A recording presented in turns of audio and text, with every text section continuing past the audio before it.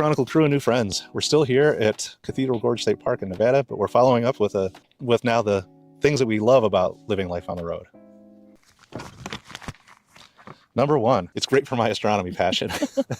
I've managed to convince Karin to hit up some very dark and somewhat remote sites to do some camping. And last week I was in Kanab, Utah at the Dark Sky RV campground, which is owned by my brother's best friend's cousin and his family. And Karin had wanted to go to Valley of Fire this weekend. They were kind of full up, and it turns out the RV sites had bathrooms where it looked like they were kind of a hike, which is a problem for my old ass because I have to get up and go to the bathroom in the middle of the night.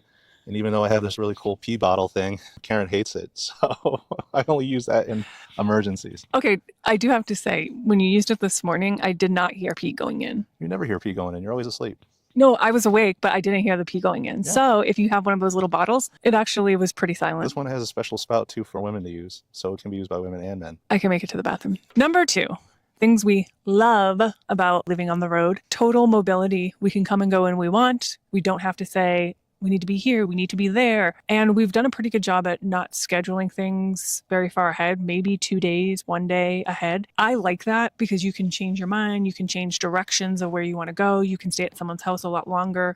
Every time we've gone to someone's house, we've ended up staying longer than we anticipated. I do like that. I know there's a lot of people that can't do that. I have friends that are like, no, I have to plan ahead, I have to know. But then I feel like you're just rushing and pushing yourself and you're saying, oh, I have to get there. Okay, so number 3, and this kind of goes with number 2, is and this even goes beyond, this van life nomadic thing that we're doing now, which is, when you travel, if you're open to it, you can meet some really cool people, have really great conversations, see some really cool things, do some really cool things. And sure, a lot of that you can do sitting in your hometown or wherever you're living now. There's just something about going to a different place with maybe a different culture, maybe a different language, different foods than what you're used to, better foods than what you're used to.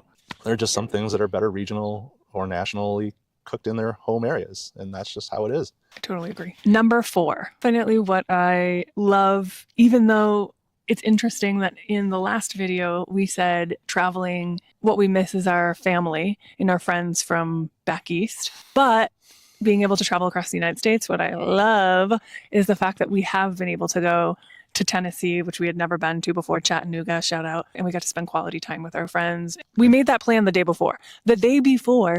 And then I got to go all the way to California and visit a friend there. And then I got to go back to where we used to live in Las Vegas and stay with friends here, which they have allowed us to stay a lot longer than we had thought we would. Yeah, waiting for our South Dakota license plates. So that's been really, really awesome. We have great friends that don't need a lot of planning, and they will just welcome you and say, stay longer, stay longer, stay longer. The nice thing is that we were able to be flexible with our plans, and we had friends in places that we were able to visit. And they were flexible because nobody knew when we were arriving. We were just traveling across the United States, and about a few days before, we'd say, okay, we'll be there on this day. And they're like, okay. And that's it. So number 5 of what I love about the van, nomadic, van life, whatever, is being in the van, sleeping in the van, the lighting. He put beautiful lighting in, beautiful heat.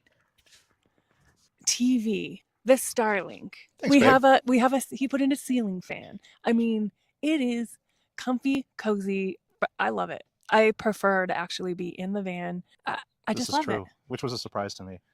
A pleasant surprise. I tried to make it inviting and cozy. It is. I still feel like it needs some more work to make it look more finished, tighter fit and everything, but I'm glad you like it because the idea was just that. You needed to be kept cozy and comfortable and happy in the van, not full time, but just for periods of time. And mission accomplished. And we'll expand on why the things that we love about the van specifically in our next videos. So make sure you watch those. We'll do 5 or 6 essentials that you need if you are going to do the same life. Don't forget, also what we are enjoying right now is this roof deck to the right. We're up here on this beautiful day and sitting on the roof and just hanging out in the sunshine on this very unexpectedly warm day in January in Nevada. I'm out here in a t-shirt. Definitely warmer here today and at night than it was in Kanab last week. I'll say that.